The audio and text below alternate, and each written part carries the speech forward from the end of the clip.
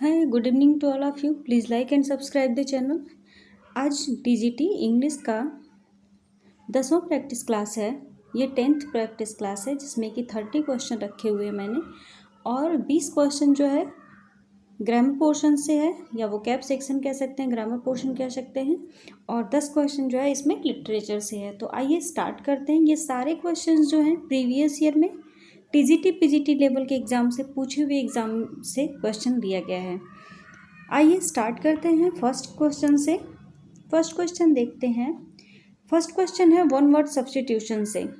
तो देखते हैं इसके लिए वन वर्ड क्या दिया है। One who is known widely but usually unfavourably is, मतलब दिया है कि एक वो पर्सन या वो व्यक्ति जो कि well known widely but usually unfavourably, मतलब बहुत ज़्यादा प्रसिद्ध है, लेकिन तो क्या है अनफेवरेबली, मतलब कि वो किसी बैड चीज़ों के लिए फेमस है। दैट इज़ नोन एज, तो उसे क्या कि कोई अगर अच्छी चीज़ों के लिए जाना जाता है तो उसे फेमस बोलते हैं।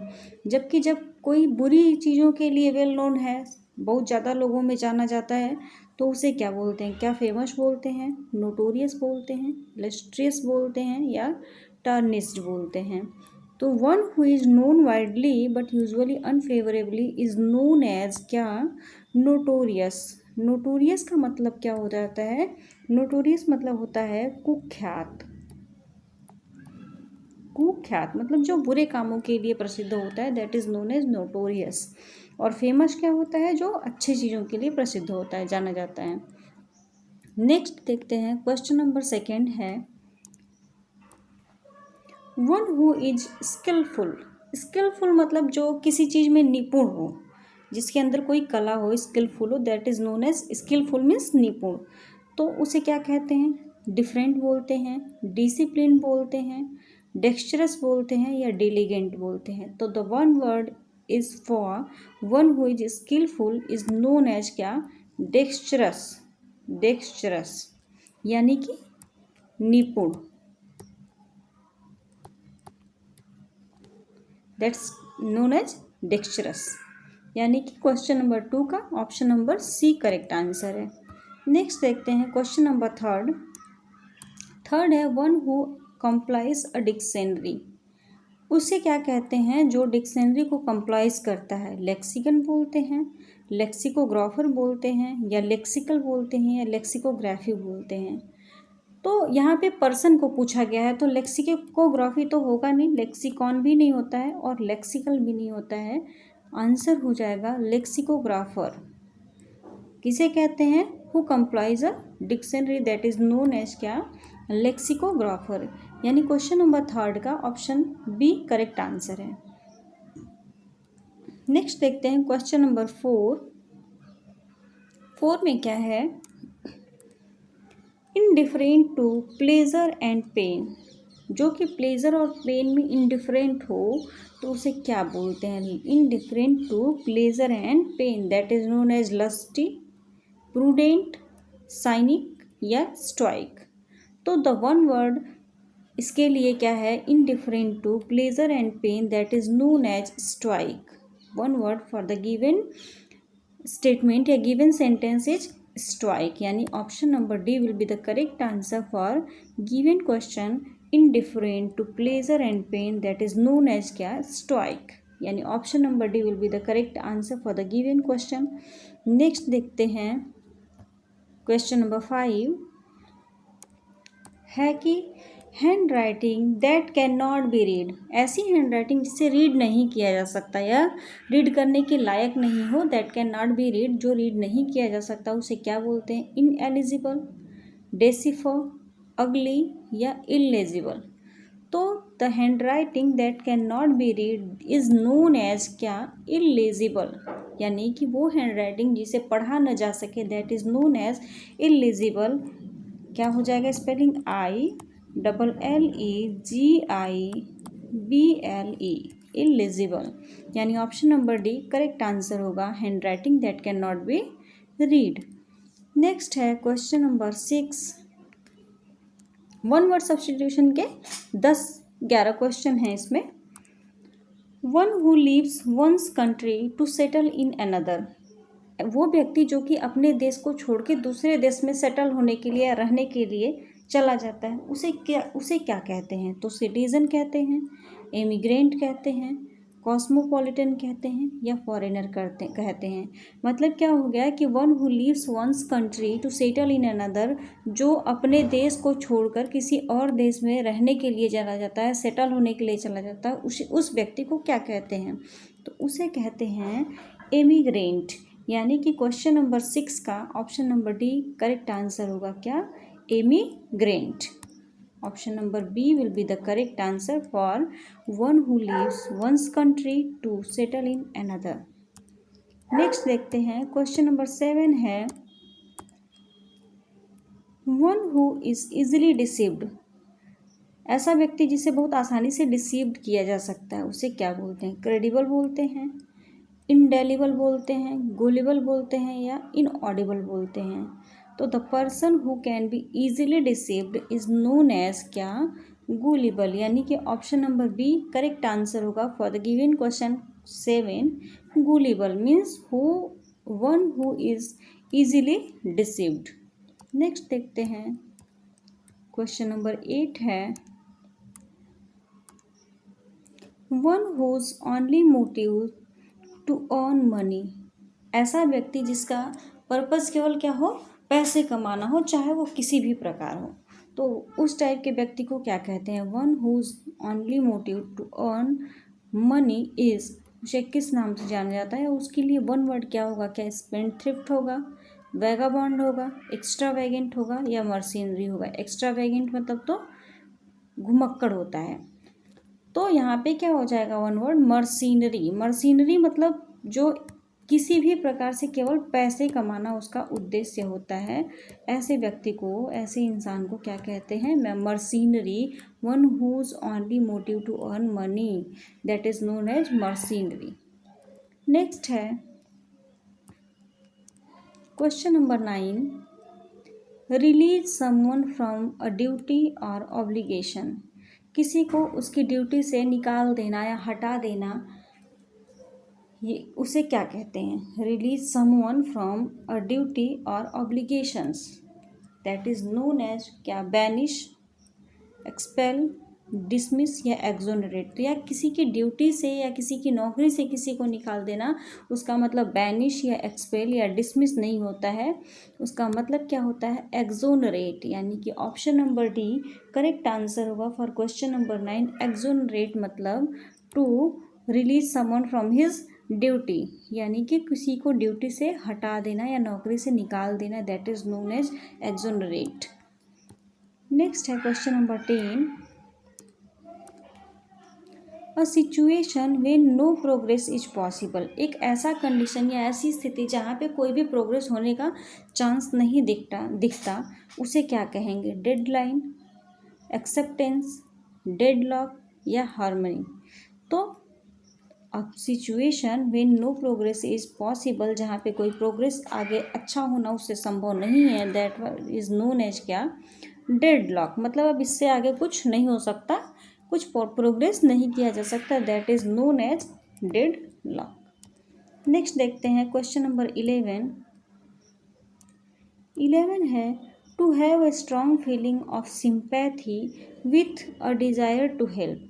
किसी के अंदर स्ट्रॉन्ग फीलिंग हो किसी से सिंपैथी के लिए और उसकी हेल्प करने के लिए हो, किसी से सिंपैथी हो, कि स्ट्रॉन्ग फीलिंग हो सिंपैथी के लिए और उसका हेल्प करना चाहता हो, दैट इज़ नोन एज क्या? एपैथी, ग्रेटिट्यूड, कंपैशन या ब्रुटैलिटी. तो to have a strong feeling of sympathy with a desire to help, that is known as क्या? कंपैशन. यानी कि option number C will be the correct answer for the given question. क्या? To have a strong feeling of sympathy with a desire to help is known as compassion. यानी कि option C correct answer होगा for question number 11. Next है question number 12. A place where objects of importance are exhibited. मतलब कुछ importance, महत्वपूर्ण चीज़ें जहाँ पे प्रदर्शित करी जाती हैं, उसकी रखी जाती हैं, उस प्लेस को क्या बोलते हैं? क्या म्यूज़ियम बोलते हैं, ट्रेजरी बोलते हैं, फेयर बोलते हैं या टॉम बोलते हैं? फेयर मतलब, टॉम मतलब क्या होता है? टॉम तो होता है डेड बॉडी के ऊपर जो मतलब एक बना के वहाँ पे लिखा जाता है, that is known as tome. Treasury मतलब खजाना होता है। और यहाँ पे क्या हो जाएगा, place where objects are of importance are exhibited, that is known as क्या, म्यूजियम। यानी कि क्वेश्चन नंबर 12 का option number A will be the correct answer. Next है 13, एनिमल विथ 2 फीट।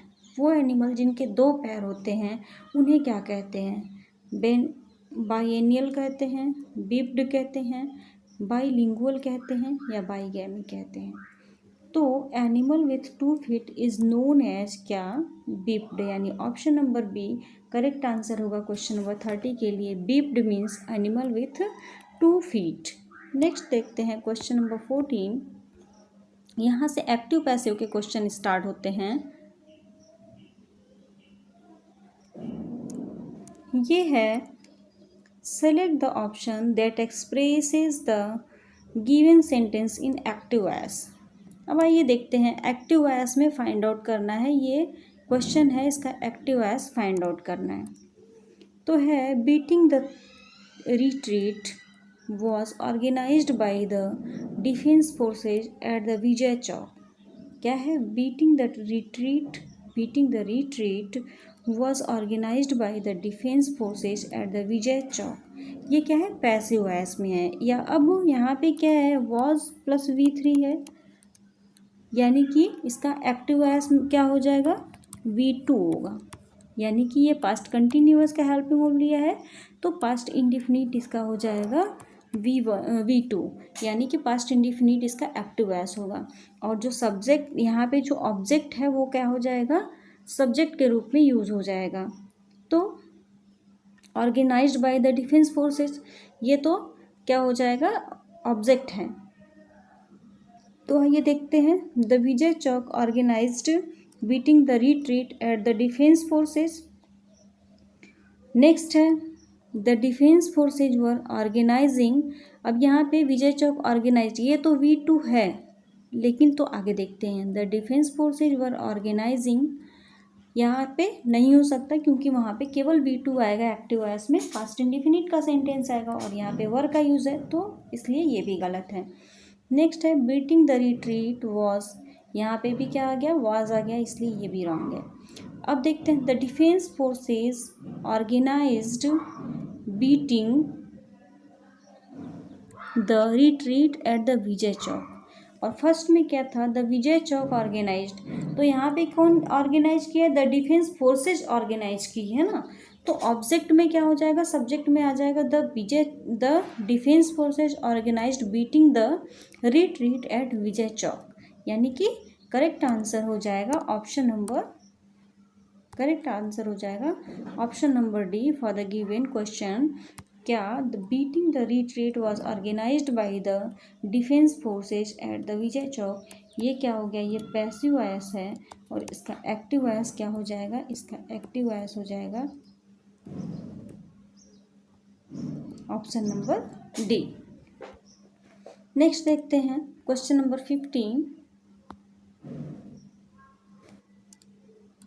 15 है select the correct active voice of the sentence. यहाँ पे भी क्या है, सेंटेंस पैसिव में दिया है और उसका एक्टिव वॉइस हमें फाइंड आउट करना है। तो है I have not been informed, ये किस में है, यानी कि प्रेजेंट परफेक्ट में है, प्रेजेंट परफेक्ट में है। क्यों, क्योंकि यहाँ पे हैव के साथ ये क्या है, बीन V3 है। तो अब हमारा जो एक्टिव वॉइस होगा वो किस में आएगा, प्रेजेंट परफेक्ट में आएगा। उसका जब पैसिव वॉइस बना है तो बीन लग गया है, यानी प्रेजेंट परफेक्ट कंटिन्यूअस में और V3 लगता है, तो ये V3 है और ये बीन, क्योंकि परफेक्ट कंटिन्यूअस में चेंज कर लिया गया है। तो अब देखते हैं क्या होगा, you will not inform me, will तो होगा ही नहीं किसी भी कंडीशन में क्योंकि प्रेजेंट परफेक्ट आएगा। They will not inform me, ये भी नहीं होगा। अब है none of you will inform me, यहाँ पे जब भी परफेक्ट होगा तो वहाँ पे भी V3 होगा, तो ये भी नहीं हो सकता। अब है none of you have informed me, क्योंकि परफेक्ट टेंस में क्या होता है, V3 का यूज होता है, तो यहाँ पे भी विल है, तो ये भी नहीं हो सकता। कौन सा बचता है option, none of you have informed me, यानी ऑप्शन नंबर डी जो है करेक्ट आंसर होगा। For the given passive voice I have not been informed, and active ये पैसिव हो गया और इसका एग्जैक्ट एक्टिव वॉइस क्या होगा, none of you have informed me. Next देखते हैं क्वेश्चन नंबर 17। यहाँ पे क्या है, select the correct passive form of the given sentence. यहाँ पे पैसिव फॉर्म सेलेक्ट करना है, यानी जो क्वेश्चन दिया है वो एक्टिव में दिया है और उसका हमें पैसिव वॉइस फाइंड आउट करना है issue the advisory to the villagers to be on alert for the cyclone. Issue the advisory to the villagers, मतलब विलेजर्स को, गांव वालों को एडवाइजरी इशू करना, to be on alert, alert होने के लिए, साइक्लोन से अलर्ट होने के लिए। तो ये क्या है, एक्टिव वॉइस है, advisory to the villagers to be alert on the cyclone. अब इसका हमें पैसिव वॉइस फाइंड आउट करना है, तो देखते हैं, late the advisory be issued to the villagers to be on alert for the cyclone। Second है बी है, the advisory will be issued, ये तो होगा नहीं, will be नहीं होगा, कर दिया जाएगा, ऐसा नहीं होगा, क्योंकि यहाँ पे क्या इम्परेटिव ऑर्डर की बात की जा रही कि issue the advisory to the villagers to be an alert for the cyclone, तो फ्यूचर विल बी तो होगा नहीं। फिर why hasn't the advisory been issued, ये भी नहीं होगा। The advisory might be issued to the villagers to be, इसके लिए सबसे परफेक्ट आंसर क्या है, ऑप्शन नंबर ए, क्योंकि वहाँ पे ऑर्डर की बात की गई है, ऑर्डर दिया गया है कि इशू द एडवाइजरी को इशू कर देना चाहिए, इसके लिए अलर्ट कर देना चाहिए गांव वालों को, किससे, साइक्लोन से, इसके लिए। तो ऑप्शन नंबर ए यहाँ पे करेक्ट आंसर हो जाएगा। एक बार क्लियर दिखा देते हैं, क्या हो जाएगा, लेट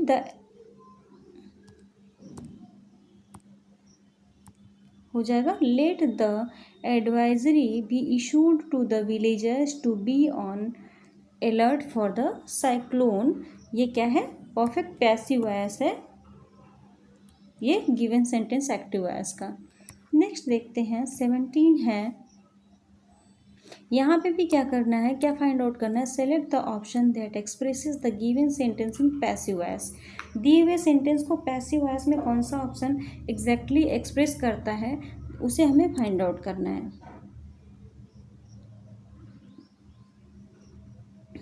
अब क्वेश्चन देखते हैं, Richard wore a broad belt with shiny buckles. अब ये क्या है, पास्ट इंडिफिनिट है, पास्ट इंडिफिनिट है, और पास्ट इंडिफिनिट का पैसिव किस में बनेगा, पास्ट कंटिन्यूअस में बनेगा, प्लस V3 हो जाएगा। अब रिचार्ड वोर अ ब्रॉड बेल्ट इसका क्या हो जाएगा, ऑब्जेक्ट हो जाएगा। तो फाइंड आउट करते हैं, a broad belt with shiny buckles had been worn by the Richard. तो हैड बीन नहीं आएगा, क्योंकि ये पास्ट इंडिफिनिट टेंस में है, तो उसमें हेल्पिंग वर्ब जो है पास्ट कंटिन्यूअस की आएगी। अब है, a broad belt with shiny buckles was wear by Richard. ये कौन सा क्वेश्चन है, क्वेश्चन नंबर। नेक्स्ट है, a broad belt with shiny buckles wore Richard, और नेक्स्ट उसका डी क्या है, a broad belt with shiny buckles was worn by Richard. तो पहला तो ये गलत हो गया, दूसरा क्या है, यहाँ पे भी वॉज है, इसलिए यहाँ पे a broad belt with shiny buckles was wear by है, और यहाँ पे पैसिव में क्या हो जाता है, V3 लगता है, तो इसलिए ये ऑप्शन भी रॉन्ग हो गया और ये भी हो गया। A broad belt with shiny buckles wore Richard, ये पास्ट इंडिफिनिट में है, तो ये भी गलत हो गया, क्योंकि हेल्पिंग वर्ब किसकी हो जाएगी, कंटिन्यूअस की, प्लस V3 होगा। तो यहाँ पे ऑप्शन नंबर क्या हो जाएगा, डी होगा correct passive voice of the given sentence, यानी कि ऑप्शन नंबर डी जो है करेक्ट आंसर होगा, करेक्ट पैसिव वॉइस होगा फॉर गिवन सेंटेंस क्या, Richard wore a broad belt with shiny buckles. Next देखते हैं, क्वेश्चन नंबर 18 है, यहाँ पे भी हमें क्या करना है, पैसिव वॉइस फाइंड आउट करना है। तो क्वेश्चन नंबर 18 है, touts cheat tourist so now they are careful. Tout cheat, touts, cheat. ये अब ये किस सेंटेंस में है? प्रेजेंट इंडिफिनिट में है। इंडिफिनिट में कैसे है? क्योंकि टाउट्स क्या है? प्लूरल सब्जेक्ट है और प्लूरल के सब्जेक्ट के साथ हेल्पिंग वर्ब में SEIS नहीं आता, V1 आता है। तो यहाँ पे ये क्लियर हो जाता है कि ये प्रेजेंट इंडिफिनिट टेंस है और ये एक्टिव वॉइस है, इसका हमें पैसिव फाइंड आउट करना है। तो इसका जो ऑब्जेक्ट होगा वो क्या हो जाएगा? हमारा सब्जेक्ट हो जाएगा पैसिव में, और हेल्पिंग वर्ब किसका हो जाएगा? प्रेजेंट कंटिन्यूअस का इज एम आर हो जाएगा अकॉर्डिंग टू द सब्जेक्ट। तो टूरिस्ट वर्ड, अब पैसिव वॉइस फाइंड आउट करते हैं। Tourist word cheated by touts, so now are. तो यहाँ पे वर्ब नहीं होगा क्योंकि प्रेजेंट का टेंस है, तो प्रेजेंट कंटिन्यूअस की हेल्पिंग वर्ब आएगी। नेक्स्ट है tourist is cheated by touts, so now. यहाँ पे क्या है? टूरिस्ट्स प्लूरल है और उसके साथ इज का यूज नहीं हो सकता, इसलिए ये भी क्या है? रॉन्ग है। नेक्स्ट है tourists are cheated by touts, so now they are careful.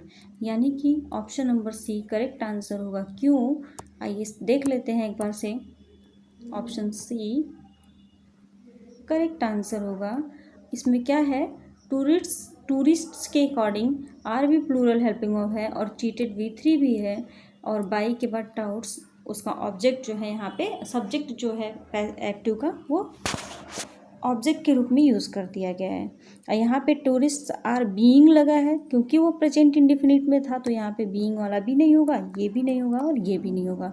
Option number C correct answer होगा। अगला देखते हैं क्वेश्चन नंबर 19।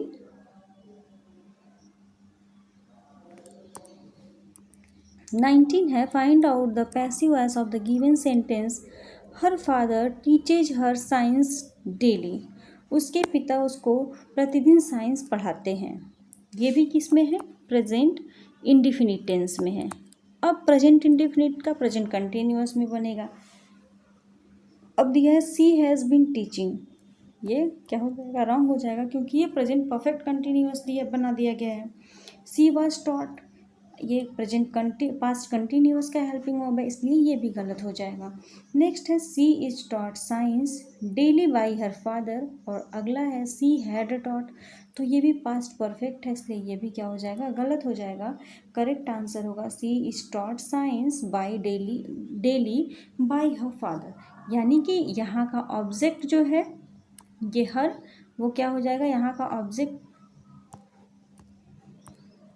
यहाँ का जो ऑब्जेक्ट है हर, वो यहाँ पे क्या हो गया? सब्जेक्ट के रूप में यूज़ हो गया, और उसके बाद हेल्पिंग वर्ब लग गया सब्जेक्ट के अकॉर्डिंग, और V3 का यूज़ हुआ, then science daily by her father. यानी option number C will be the correct answer for question number 19। Next है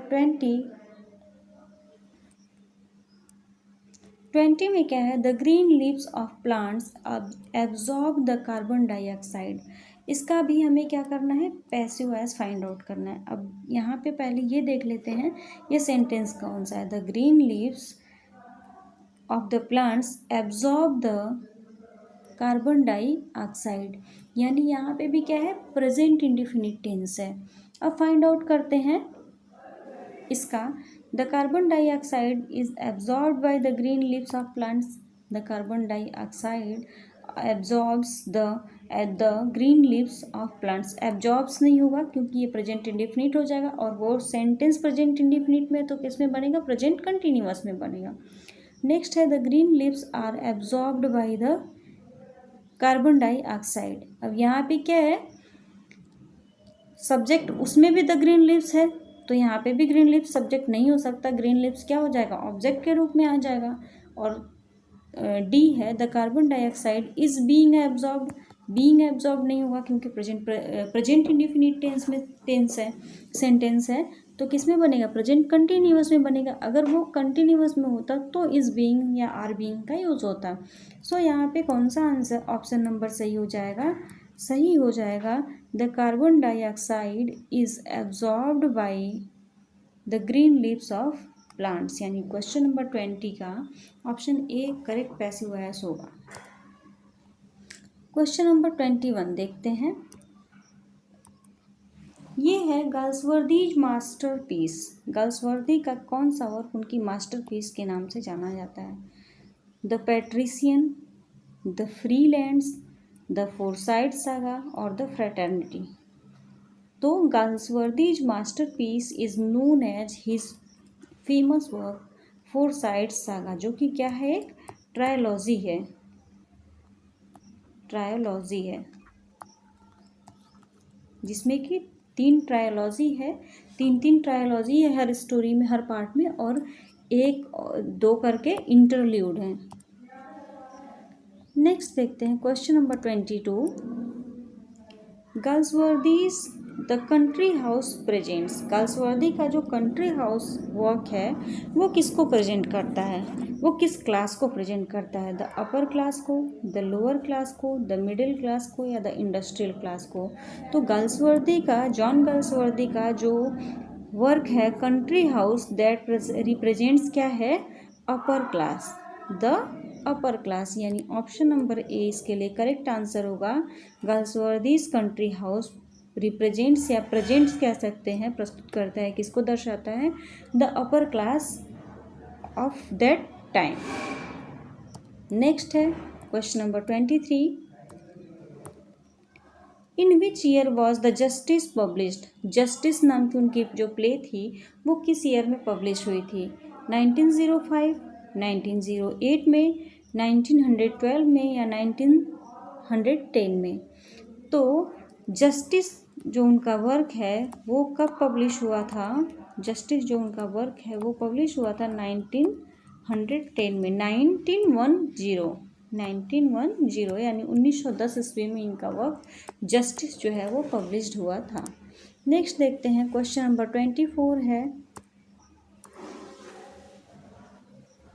Galsworthy's tragedy are called. Galsworthy की जो ट्रेजेडी हुआ करती थी, उनका ट्रेजेडीज प्ले जो था वो किस टाइप का था, ट्रेजिक कॉमेडी था, हेरोइक ट्रेजेडी थी, सोशल ट्रेजेडीज थी, या क्लासिकल ट्रेजेडीज थी। तो जो जॉन गाल्सवर्दी थे, जॉन गाल्सवर्दी जो थे, उनके मोस्टली वर्क किससे थे, सोशल प्रॉब्लम से थे, social problem,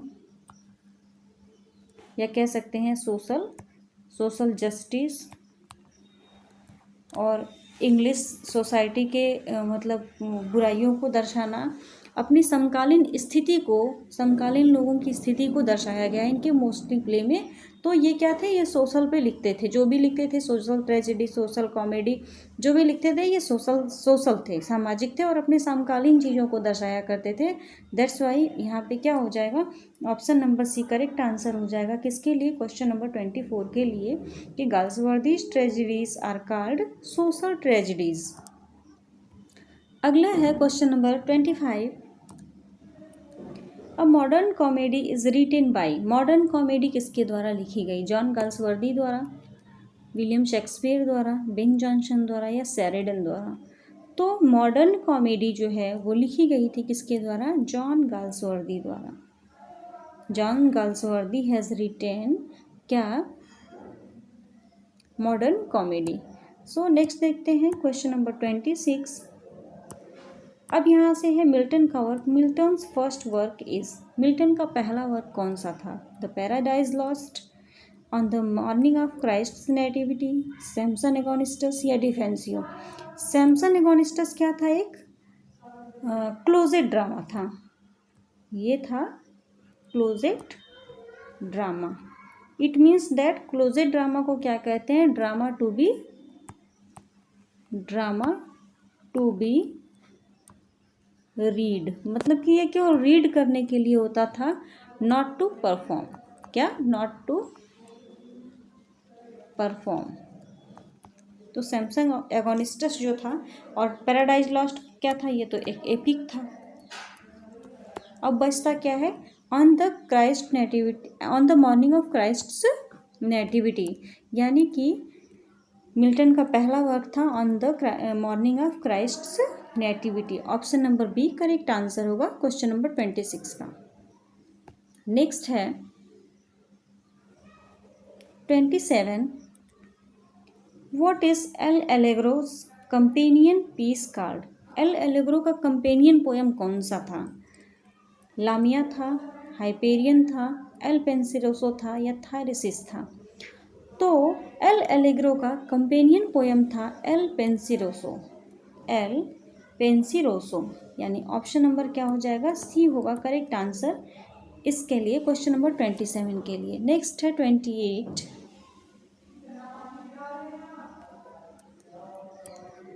In Paradise Lost, Book 9, Milton writes that Adam was overcome with and so ate the forbidden fruit against his better knowledge. अपने better knowledge के against में जाके उन्होंने क्या कर लिया? किस टाइप का फ्रूट खा लिया? फॉरबिडन फ्रूट, जो कि मना किया गया था, वो फ्रूट खा लिया। किसके लिए, किस वजह से? एडम वॉज ओवरकम विथ, किसके लिए? फीमेल चार्म से, एक्सीडिंग लव से, फेथफुल लव से या taste of divine? Taste so divine. So he was क्या? Overcome with female charm and that's why he ate the क्या? Forbidden fruit against his better knowledge, यानी option number A correct answer होगा question number 28 के लिए। Next है question number 29।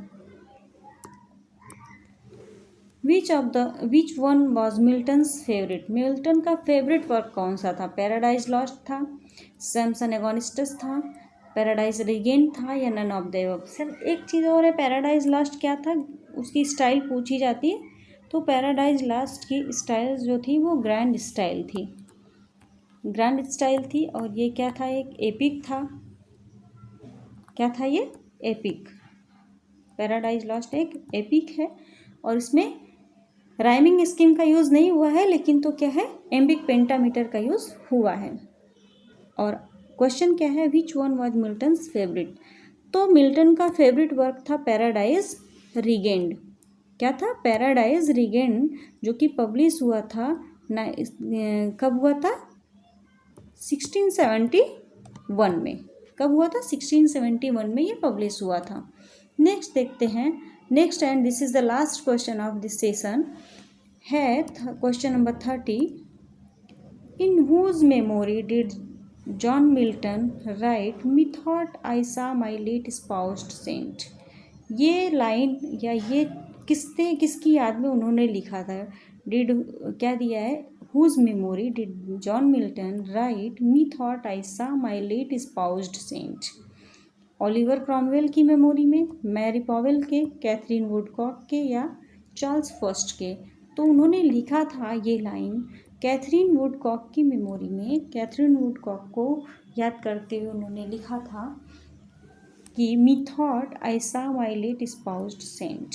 So option number C will be the correct answer और this is the last question of this session. मिलते हैं next class में। यदि सेशन अच्छा लगे, क्वेश्चन का पैटर्न लेवल अच्छा लगे टीजीटी और पीजीटी के एग्ज़ाम लेवल पे, तो प्लीज़ सेशन को लाइक कर दीजिएगा और चैनल को सब्सक्राइब कर दीजिएगा। धन्यवाद। मिलते हैं नेक्स्ट क्लास में ऐसे ही अच्छे क्वेश्चंस के साथ।